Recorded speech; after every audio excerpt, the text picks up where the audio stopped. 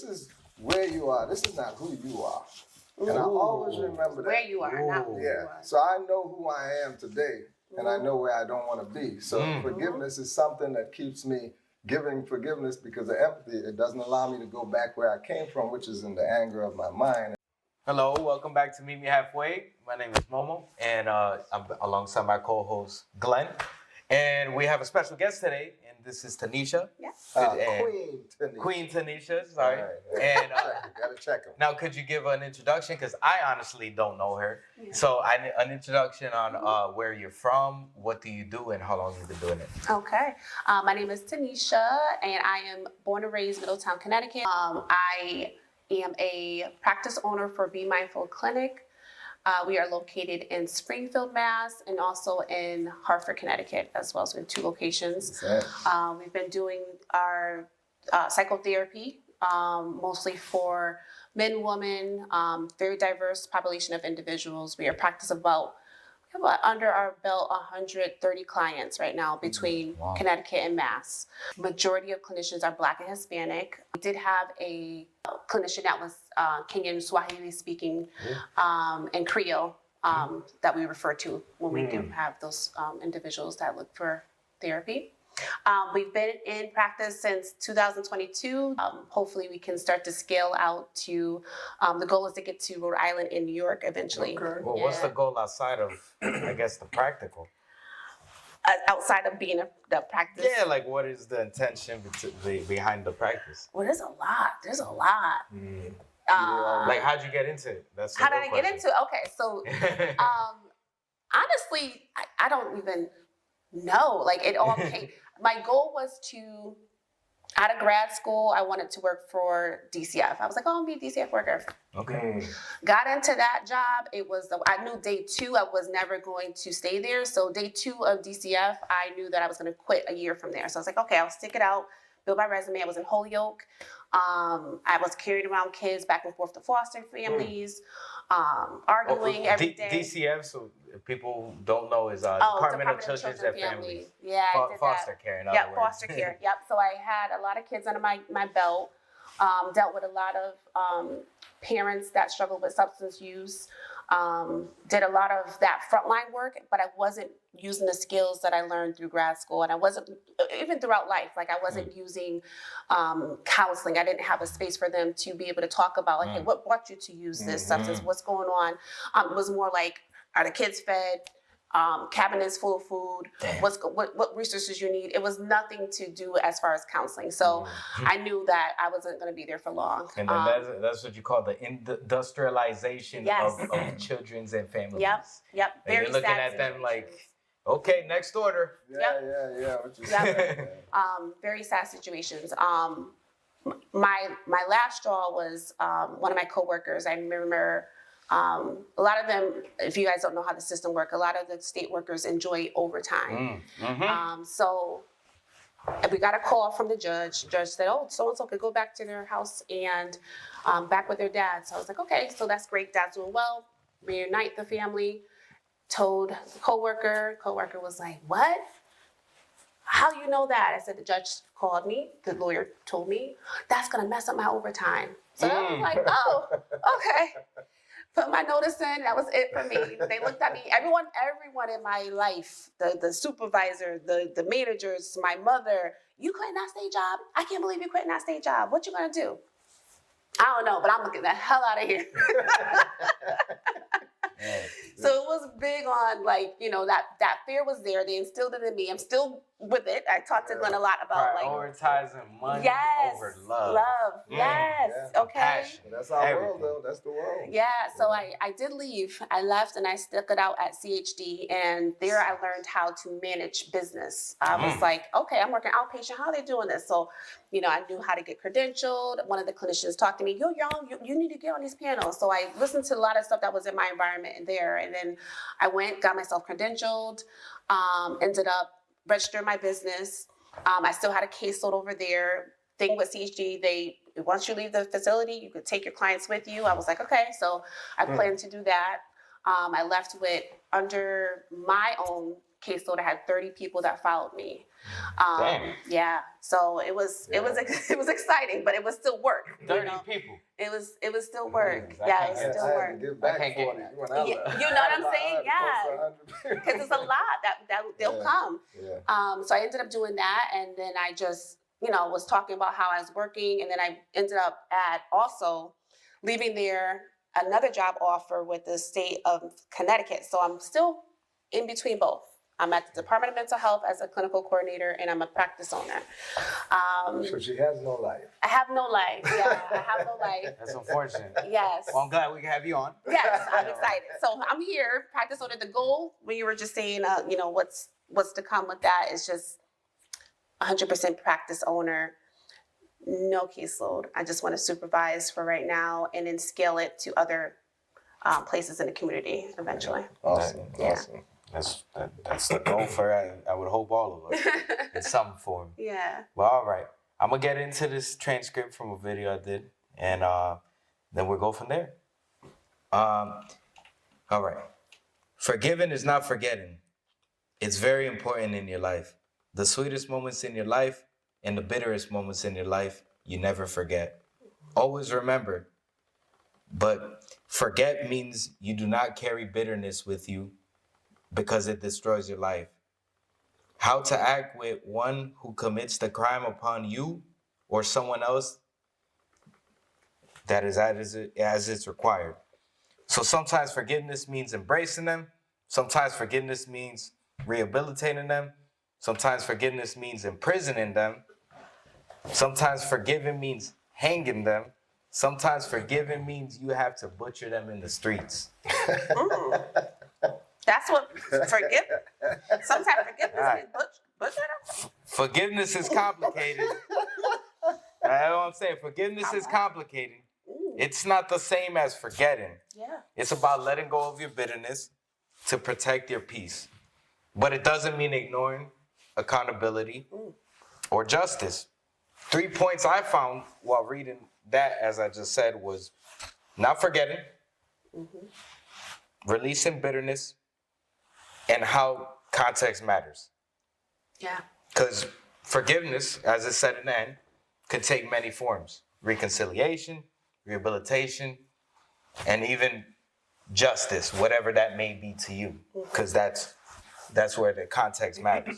It's about balancing healing and accountability.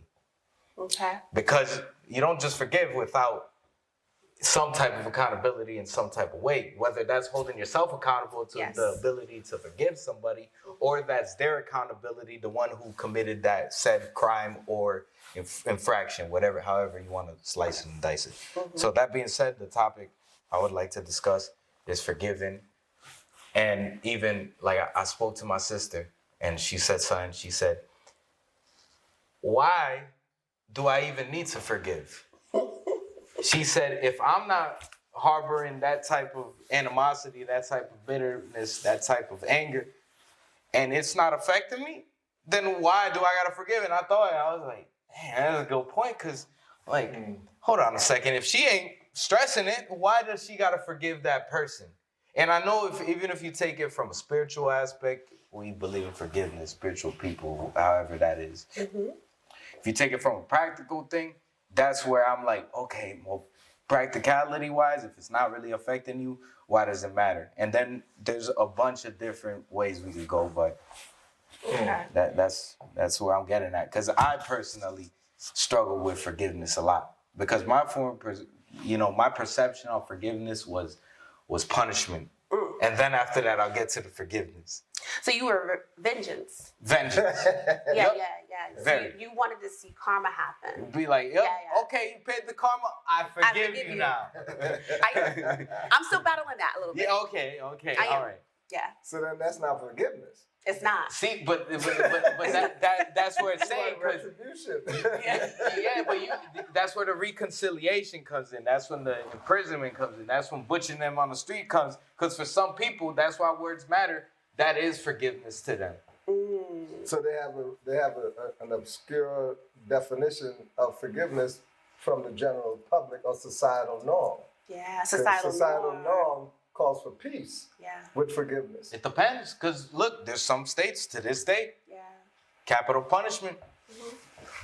Yeah, but they're not talking about forgiveness when they're talking about capital punishment. Punishment, retribution. But I can guarantee there's some people saying, I forgive you now. You are always forgiven, right? When someone's down. Exactly. Right? But Always most forgiven. people, if we're being honest, they still hold on to that hate for whatever infraction they did. So what is the major question you're asking when it comes to that term, forgiveness, since that's the theme of it? One, I would say, should you forgive?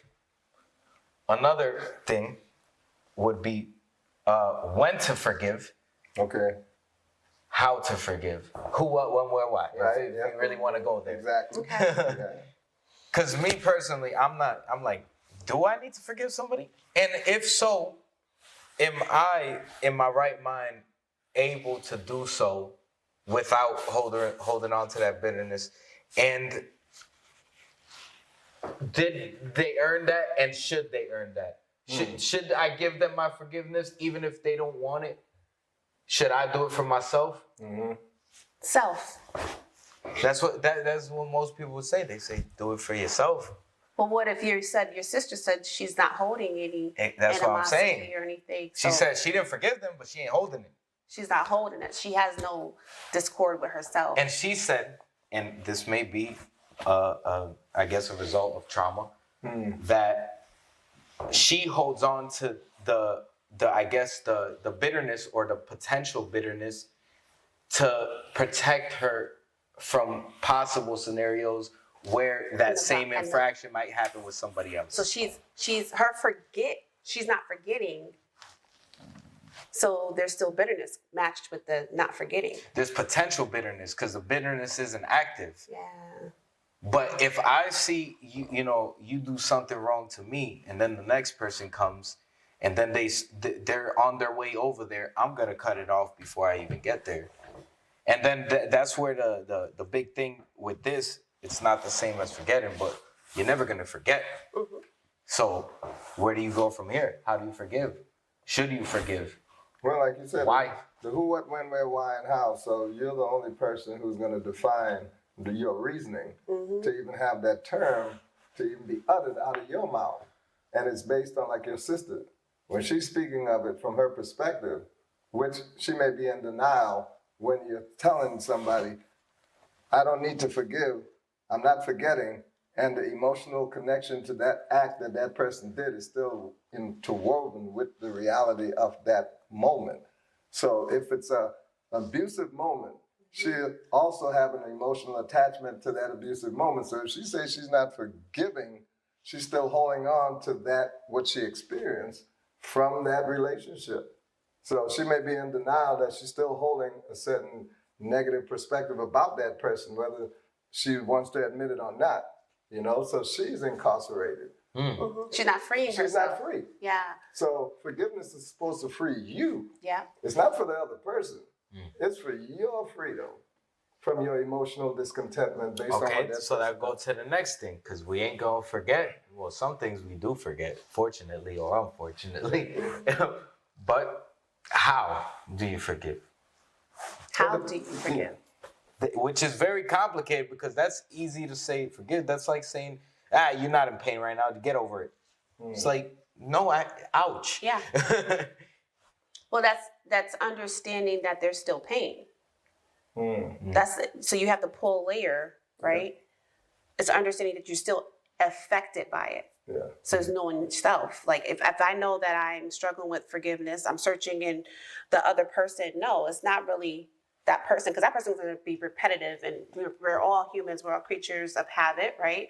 So if I see that person do the same thing to the next person that they did to me, I'm like, okay, that's that person's character, right? So I'm aware of their character, but it's still, I could get angry when I see that person do it to the next person. So I have to find within me, how can I forgive and just know that that's that person's character and not be so angered by it, right? Well, and then, like I said, if you're going to forgive someone, you're doing it to protect yourself from yourself, because you're the one who's in discombobulated. You're in a vortex of emotional discontent. It's not positive. It's a negative, consistent, regurgitation. Yeah, but that's of fair the enough. event. But what I'm saying how? Okay, How you to said do it. you said first step, which I agree for almost every aspect of life, awareness. Okay, me, Momo, I'm aware. How is Okay. it affecting Hold on. me? No. I'm saying, okay, I'm aware. I need to forgive. I'm struggling with that. I don't know how to. What now? Okay, I'm that's aware the first with step. that. I'm gonna work that's at the first it. step. I'm gonna work at it, but what's the work? What's the work entail? Like I would tell anybody, what's your goal?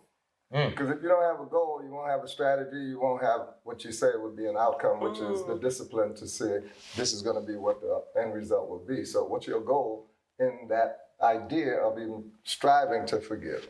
What's the goal? My goal, and I even said this to my sister, was to forgive them so I don't take my past experiences and put it on a new person. Your present. Okay. But I'm still holding on to this from this person. And I can't let it go. So Why can't I let it go? So you're Part of it's isolating. my words. Yeah. So are you isolating that event with that person to be in its own, private little vault, and you're not going to metastasize that emotional connection to that with anybody else, but that's going to be brand new when they do something, and it's not going to be affiliated with your emotions. Well, That takes work. Yeah, how would you know that Right there. unless you're put in circumstances where you would need to approach this from a blank slate? But like for me, forgiveness to me means peace for me. So that's my goal, is peace. So forgiveness is not a problem because the end result of me forgiving anybody is my peace. And that's more valuable to me than really the event or the people or whatever the situation is. Peace to me is my serenity, my necessity. So how? I have to value what I think would be best for me. So when you say you're going to forgive, am I valuing myself to say, if I forgive, I get peace? So therefore, forgiveness is absolutely necessary. It's not even a thought. It's a necessity. It's not even coming with any contemplation of if or not, nothing. No.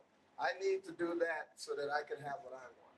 And what I want is more important than holding on to something and causing me more discomforts. So detachment. Yeah. Detachment's Would probably that be healthy detachment? Yeah. Because detachment's a not complicated not word. avoidance. Not Okay. avoidance, right? Because Yeah, but detachment, I mean, I have ADD since I was like 6, if you want to go there.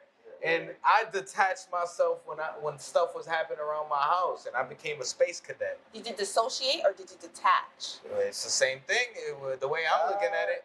Because I'm detached from my certain situation, which by then I'm disassociated. So I'm doing both. Because I'm detached. I don't know what's going on right now.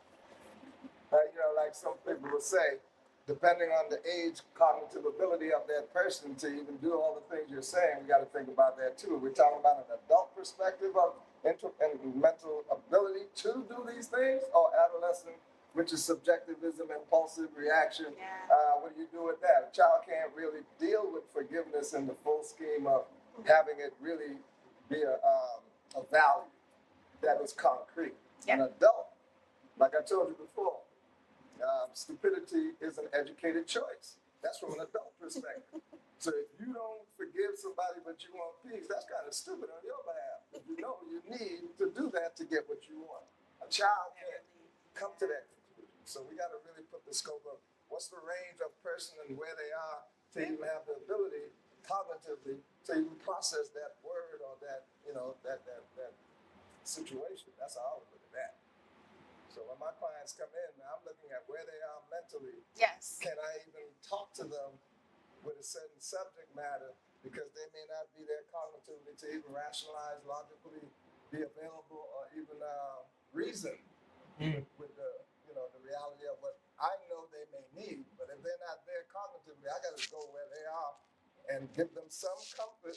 Yes. But they won't get the result that they think they want. You know what I'm saying? So I think that's important too when you're asking that. Who are we talking to? True, we're talking about adults, I guess. Yeah. But either way, as an adult, is detachment okay, appropriate, good? Should you do it? Well, Detaching? Yeah. like you said that, and then I'm pretty sure that's what you're saying to a certain extent. But you just used the magic word, adult.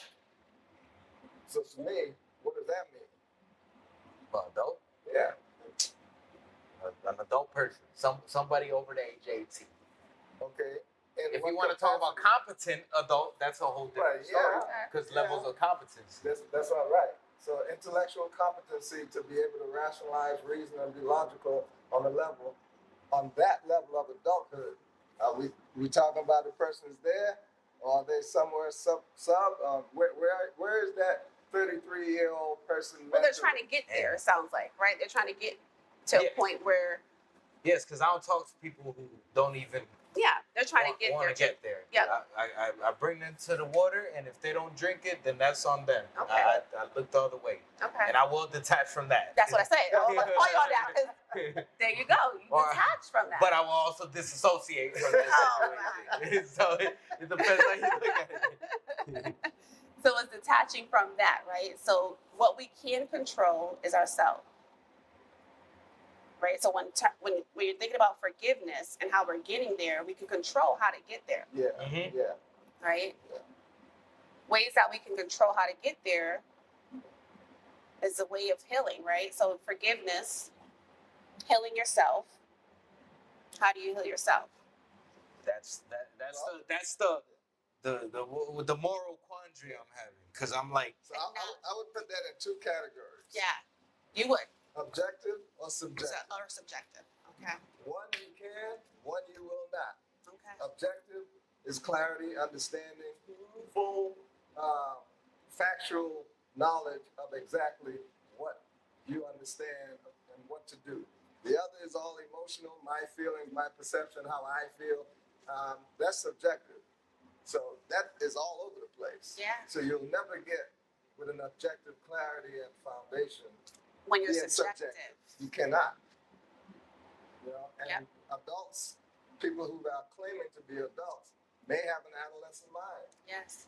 which is subjective because they have never metrate themselves in a belief system that governs their behavior. So most people we're dealing with, we're looking at behavioral habits, Yep. but not Learned. objective foundations of clarity of belief. So those are the things that's the problem. Your belief motivates you to behave. So you see people's behavior, you know their belief is distorted or it's foundationally sound because their behavior is at peace. If it's not at peace, they're all over the place. So I go there. I have to help them to change their, to be aware of their belief system that is distorted because of the historical development, you know, of their subjective behavior. What are we dealing with from a child to an adult? A transitional developmental, you know, process, right? So when we see people behaving, we know when they're there and when they're not there. So our conversation will change. I'll talk to an adult like if I'm talking to an adolescent when I know they're not objectively an adult. Yep. Because they won't be able to understand what I'm talking about. okay, so now let's shift it to context. In what situations should there be forgiveness? You could, the easy I think thing is to say, okay, everything. But let's be honest. There's a lot of things that should possibly, depending on your belief system, Yep. you shouldn't forgive in that way. At least, maybe, possibly, depending.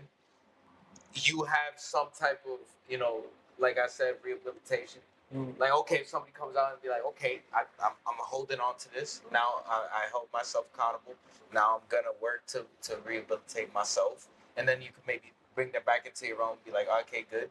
And then what did you do in the meanwhile? Like I said, you know, before, it's like mine was punishment. I'm gonna forgive you, but this karma's gonna bite you in the ass first. Yeah. Then after it bites you in the ass, then I'm like, okay, now you pay your dues to society. And by society, I mean me. So that's where, you know, it becomes a slippery slope of like, when should you do that? And I'm not saying ever do that. I'm saying if so, should you do that? In Like- terms of what what can it be forgiven? I'll give you an example. If somebody did something to the daughter I don't have, and I don't even gotta get into details, am I gonna forgive that person? Should he face justice, whatever that means? Should you balance out, compassion, empathy, God, if you believe in one, or should you, weigh out the actual action and the implications of that action that were done to my daughter? But you got to think about That's a this. tough one. Forgiveness has nothing to do with consequences of behavior. So I can forgive you, but your consequences is what you will have to deal with, whether it's imprisonment, whether it's, whatever it may be as a consequence of action, reaction. My forgiveness is for me, but I sure hope that the justice, because of consequence is the justice. Yeah, but can you really forgive if you're gleeful about somebody like who did that to my imaginary daughter? If they were let free, not guilty, you're like, what? You kidding me? Well, then that Can you forgive without that prerequisite? Oh yeah, because remember, forgiveness is for you. Should you? It's up to you what you want. Yeah, but do you think, in your opinion, should you?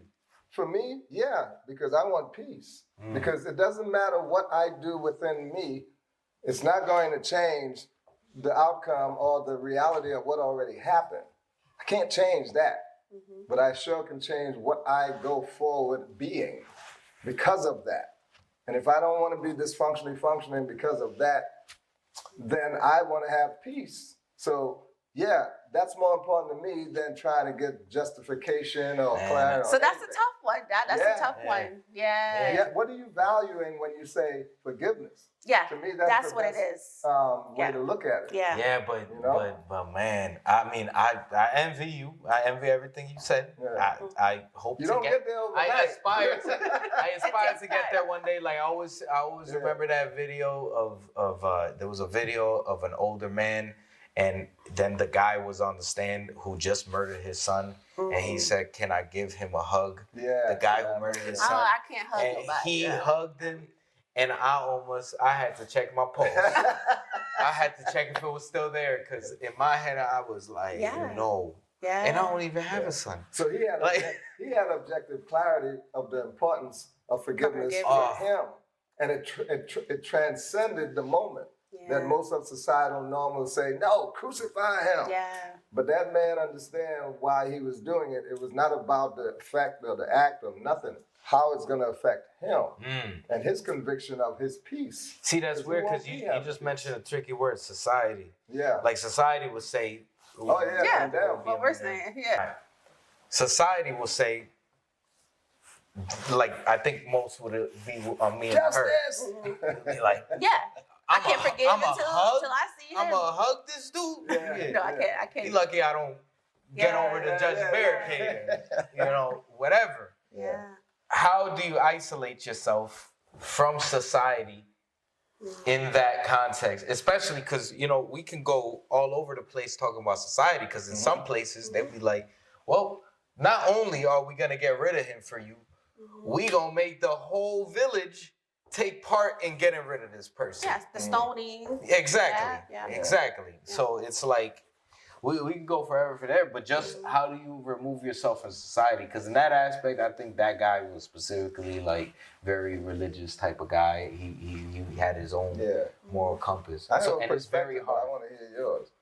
How do you remove yourself mentally from that? How do you mindset of remove yourself to isolate yourself from the societal expectations or norms that you were brought up in? For example, because like if you know anything about the hood, we know how we get rid of our problems, and it may not be the healthiest. Then we also know, you touch me, I'm getting my lawyer. Yeah. Like we know that side also. So it's about balancing out, taking yourself out of that and putting yourself in a whole different realm. Not saying that if you touch me, that's the right way, but I'm saying like how. I mean, I think that's more faith that natural consequences will happen.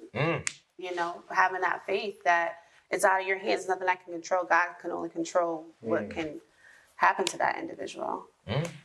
And I would look at it from this perspective. We talk about the hood. We came from the hood. Why aren't we still living in it? But we associate and we claim the reality that we are from the hood. That's because, Well, why are we staying there? Because if you take a lion out the jungle, it's still a lion in the zoo. That's why. That's why. That's why.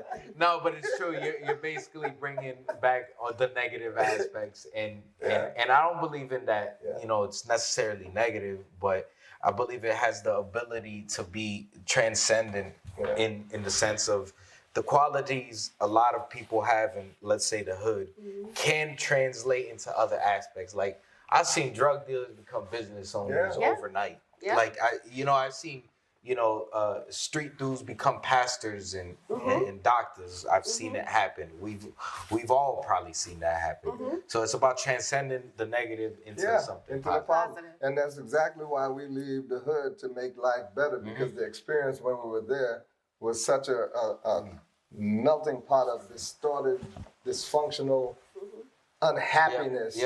But yet we see light, and we can actually be part of that. I agree, but I don't believe in leaving the hood necessarily. Like, check this out. I always bring up this book, Born a Crime, Trevor Noah.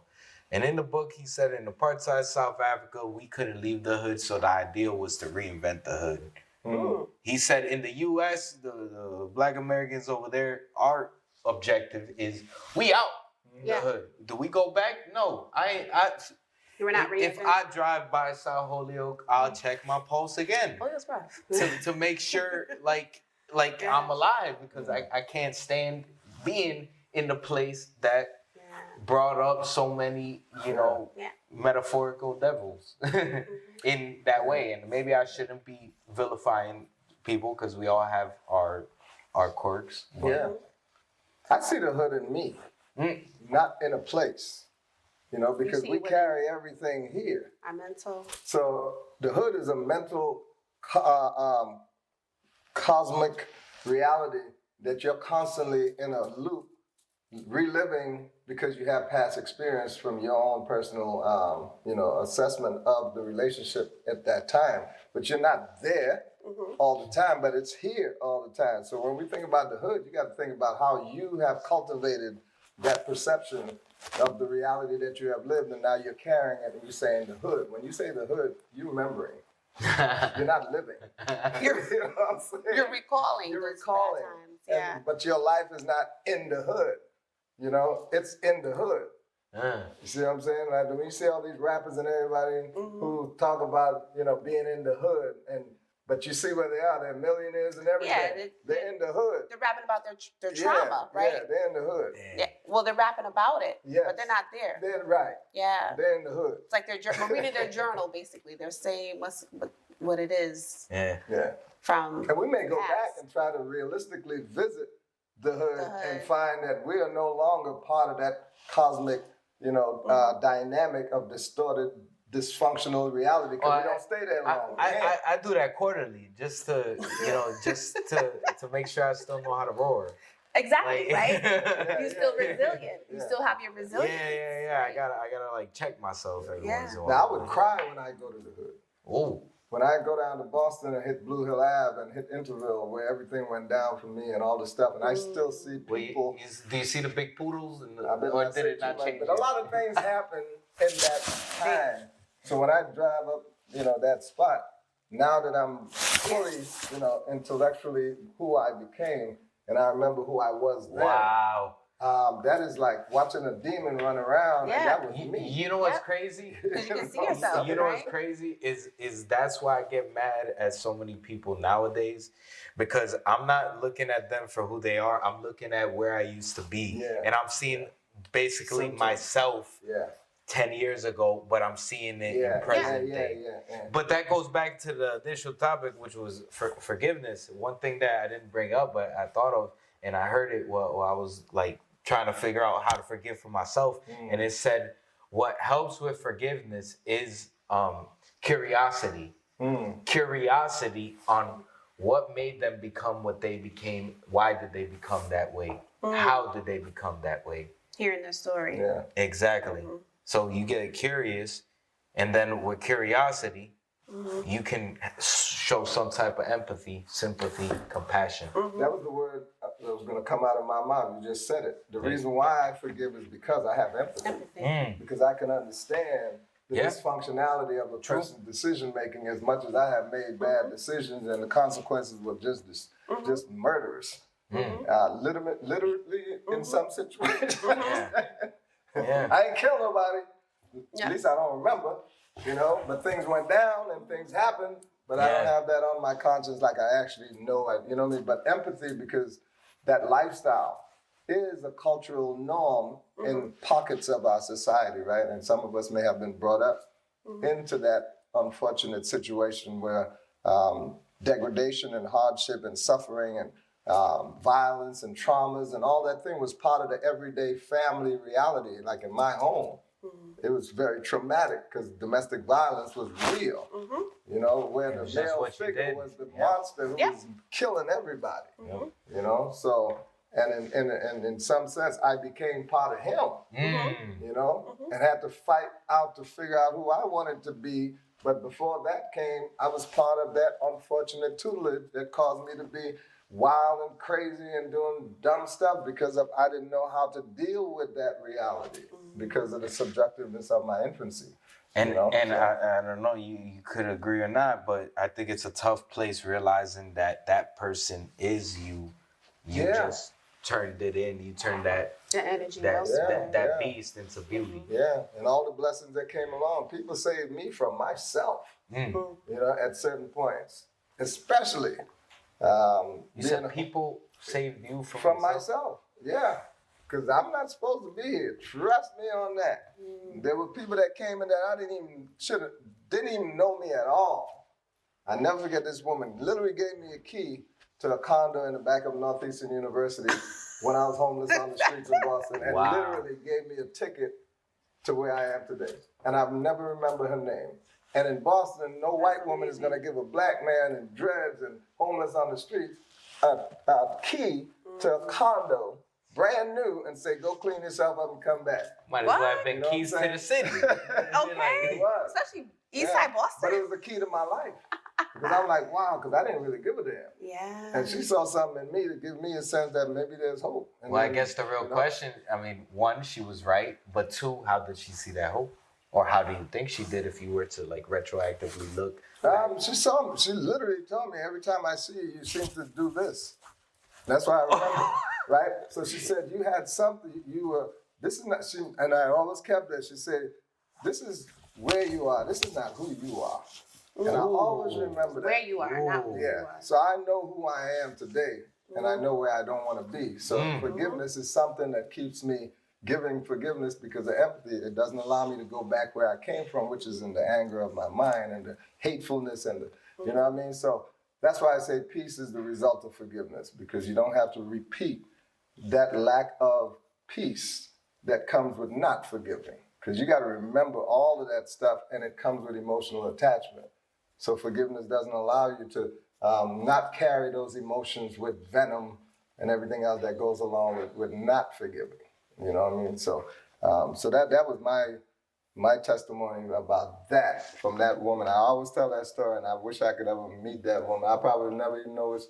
That's amazing. You know what I mean? But it was one person, and 33 years later, she gave me a key to my life, which is like a happy life for the last 33 years. Yeah. Wow. A lot of things happen, but the cultivation of a real journey to discover who I want to be started by that person. So that was an angel to me from a divine perspective, which I believe, and I've trusted him since then, and I ain't never turning back. Well, I think that also shows the utility, whatever word you want to use, of, you could say, forgiveness. Because me, I don't know about you, but I may look at somebody in that same situation and I won't have a forgiving mindset because I'll just automatically, and I shouldn't, assume you're doing something. Yeah. And even if you're not doing the opposite. So by default, you're doing something. So, wow. But it's kind of insane too. Like when we met, a lot of things that you don't do anymore started by you having to be, self-introspective and denouncing the person who you were holding on to because I'm right. But then when you saw the manifestation of what it was doing to you, like, that don't make no sense. I don't want to do that to myself anymore. Let me change that. Well, and you know what I mean? You made changes. I think the hardest thing about even if we want to stay on the topic of forgiveness is forgiving yourself. Yeah. Because I have a harder time. Like, I can forgive somebody else, but sometimes I'll forgive myself, and I try to hold myself so accountable that I'm holding them accountable for their own actions, and then by turn I'm indicting myself for letting that happen to me for what they did. So I'm double, piling up all of that. Why I do that, I don't know.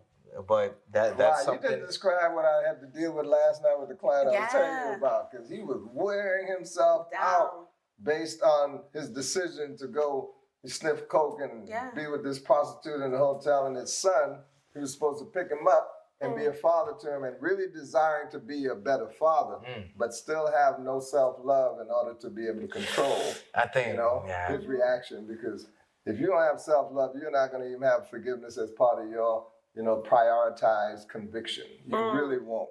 You can't. If you really, most folks who've been through all those things, they're like, what's the word we know? I don't. You know what I mean? And the reality shows it by how we behave. So he was beating himself all night to the point where he literally had suicide ideations, and they were not passive; they were with intent. Active, and I really had to pull him back out of that. He was going down that rabbit hole because he was so disgusted with what he had done, and seeing he's broke and his son is going to suffer. All that. And you think about substance use, it just even metastasized thinking even more. Yeah, especially when it becomes repetitive, and then in turn, you can't stop, and then you should stop.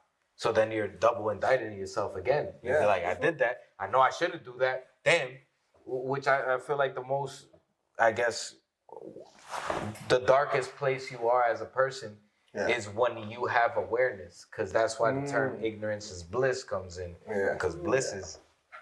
But that's why I look at people. I'm like, damn. Like, I look at homeless people. I'm like, damn. Like, I wish I could do that.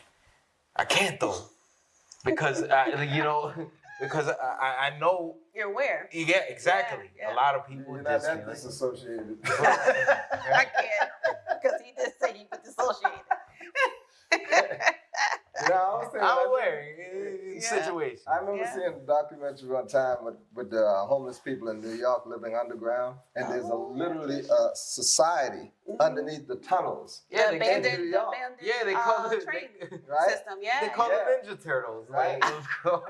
And society has never focused on that society. Yeah. Well, they're their own. They're their own, and they're okay. Yeah.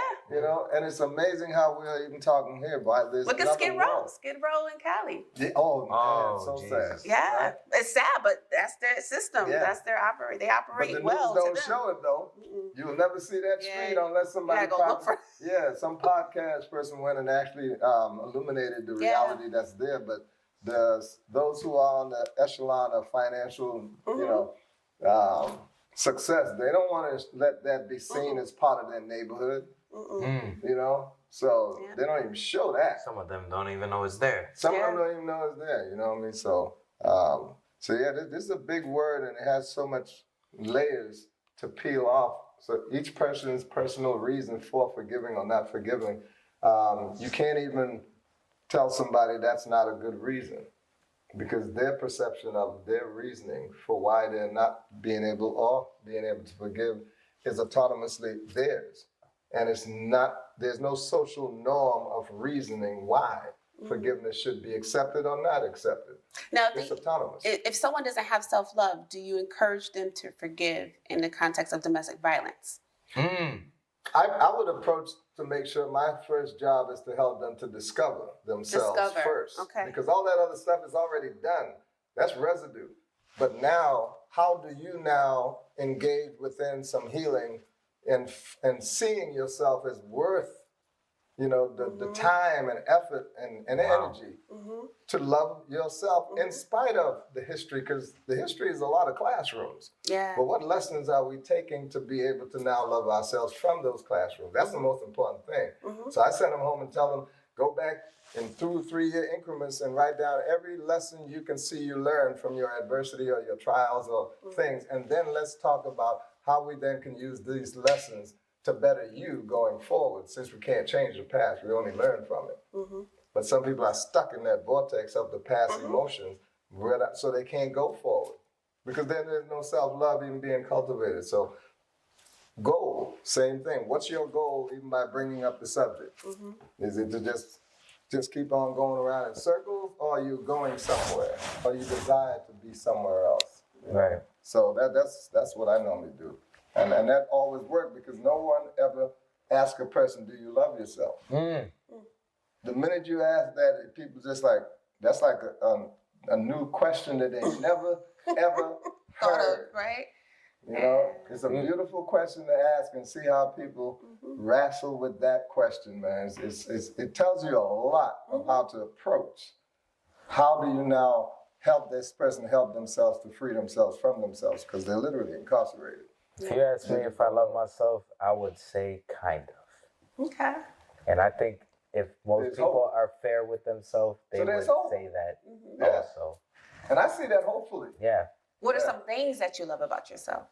What? Well, He's getting therapy. yeah. That's a good question, right? What are No, those I mean, things? you don't see it, but there's like an aura that just sparked up like behind me right there. I'm like, damn, they don't know about my ego. Like, I was like, you don't know me? And then I remember, I was like, yeah, she don't know me. I'm gonna have to explain myself and talk about how good I am and what I do. Yeah, I mean, I like a lot of things about myself. I mean, I think I'm. You like or you love? I love. Yes. But then there's other things, because the love's so strong, the hate's so strong too. Because you can't live in a world without, badness and goodness. And normally they be fighting each other neck and neck. So the same way I love myself is the same way I hate myself. I love my charisma, but I also hate my shame. You mean in energy or in reality? What do you mean? Well, if you hate yourself in the same way you love yourself, are you meaning in the energy that you put I towards actively those? hate myself. Right, that's what I'm actively? saying. Actively. Yeah. So that's energy. But I actively love myself at the same time. But it's like I said, it's almost, if you want to go from like a spiritual aspect, but practicality of life, it's evil and good. It's light in and me. dark. Exactly, light and dark. Light Like and dark. Do you promote both? Because you say it's the I same don't. energy. I can't say equally, but I want to say that if you have a 12-round boxing match, and you have repetitive matches, sometimes the badness will come out, winning 7 rounds to 5, and sometimes it would be vice versa with the good and the bad. So what's the benefit? It's an everyday struggle. What's the benefit? Because everything I do, The goal is to win unanimously 12 rounds. Okay.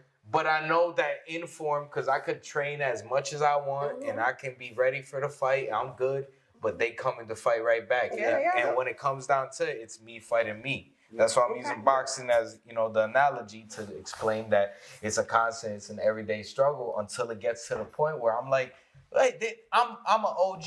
I'm a veteran. I know what I'm doing. I know how to fight now. Yeah. But that takes time, it takes effort, it takes a lot, you say a lot of forgiveness, a lot of compassion, a lot of empathy, and they all go together. And I say again, goals. Everything has to be seen from a goal perspective, else you're not going to achieve what you say is the ultimate thing that you want to achieve. So if I have 2 pendulum swings and they're both strong energies, like hate and love, first, I have to define both of them, and why am I putting them in the same, perspective? First of all, Because they have to balance out. Yeah. It has to be measurable. So Yeah. you can have 10% of hate and 90% of loving yourself. Yeah.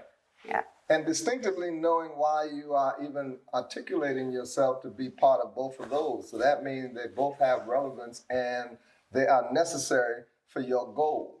Yeah. Because if they're not necessary, something's got to go. Well, and So in the words of a young prophet by the name of 50 Cent, he said, sunshine wouldn't feel good if it wasn't for rain. Exactly. Yeah. Joy wouldn't feel so good if it wasn't for pain. It's true. Because Yeah. how would you know So where to you go kind unless of you need know a where little you've bit been? both. Exactly. Yep. You know That's what I mean? I'm So you saying. would avoid the pitfall. That's like we was talking about going back into the hood. Well, we're not going to stay. We might go back and see if we can be a positive influence. If we go back the same way, Simba left the Pride Land, he got to go back to, claim his throne. So if I go back to the hood, put my crown on me. That's the ego. Yeah. Well, that's a good ego. It's a good ego because it comes with good intentions. It's not to be a dictator. Are you taking people with you? Of course. Okay, The same way you got 30 people to come with you is the same way I'm bringing everybody with me. Yeah. Well, that's the intention at least. Yeah. I mean, and it should be the intention. Well, you'll never get a definitive answer when it comes to forgiveness, as we're seeing, because each person has their own definition, perspective, world experience, personal assessment. I mean, it's autonomous. Well, the idea is, I think, to give people suspicion on their intent to whether I should forgive or not. Because I've thought about it. Yeah, fuck that. I ain't gonna forgive. Like, who gives a damn? I was like, no, for all, run in front of a car right now. Like, you know what I mean? Like, I wouldn't care. But then I say these thoughts, and then I'm juggling with, I'm like, wait, but that's not who I want to be. I don't want to be this primitive mindset. I want to, think. You have another goal. Yeah. See? So it always comes back down to goals. I don't care everything. what we do. No, everything. Like, I always talk on certain things, but it depends on how you use it. Yeah. Like, car's a tool, right? But if I'm running people over, I'm using that wrong. Yeah. Same thing applies for almost every single aspect of life. Aggressiveness is great in boxing. Yeah. Right. But if you doing it domestic violently, then it's like, wait, hold on a second, buddy. Like, calm down there. Like, bad aggression. So it's about taking, that vehicle and actually driving it to your destination instead of, it's just to the light. boom, boom. Right. You use boxing, and you made that point. What you just said, it's kind of like what Tank was talking about. Ooh, yes. The very thing. So I'm cap this whole conversation off because that's great, and I found it affecting me personally. I was a boxer for I don't even know how many years. Let's say 18. Let me just throw a number out there. Tank Davis, one of the biggest boxing stars now to this day, he said, I'm retiring after next year, even though he's at his prime. He's young, everything. And then he started talking afterwards. He said, I want to retire because, I want to get my mental health right. I want to go to therapy. I want to figure myself out. I don't want to do that now. People say they can both go together. But if I lose that spark and that aggression, then I won't be able to fight in the same way. There's some non-emotional fighters. There's some people just be like, this is business. Okay. But especially somebody like Tank Davis, if you know his background, even if you know my own background, a lot of my boxing, rage or aggressiveness, all of that came from pain. All of that came from a devastating place. And I was just able to, I guess, put that energy all together and come boom. And use it in the proper context of that situation. Is it still improper for you to box? That's a different. That's an opinionated thing, but and he had a purpose for it. His goal was to be the type of father that he never had to his girls, which is one. The kids will not be around aggression. Yeah. He wanted to be much more sensitive and compassionate. Nurturing. And that's his desire because he didn't have that to some degree. So that was powerful when I saw him. That's a sacrifice. Yeah, that's a huge. But actually, it's not even a sacrifice in the sense of losing something. No, he's gaining. He's gaining. So I wouldn't even see it as a sacrifice. I see it as an epiphany. Of knowing exactly who you now want to be. And I think I had that same epiphany. Well, at the end of the day, we all, Muhammad Ali said a man who views his life the same as in 30 as he did in 50 has just lost 20 years of his life. So it's like growth. It's a path, what I mean? Like, I'm not going the same pace in the first, mile of a marathon as I am on the 26th. And actually, that makes sense to your question. When do you, how do you why do you Wow. forgive? Well, the journey will take you to a place where you will find that you will come to that point of saying, you know what? Yeah, forgiveness is actually something I need to have now. 5 years ago, blood, guts. And that's I guess the process of growth and development. Yeah. All right, man. Yeah. We're gonna wrap up now. That was a good. pleasure. It was nice having you. Yeah, thank you. You as well. Awesome. It's a good topic. Thanks for meeting us halfway, Queen. I tried.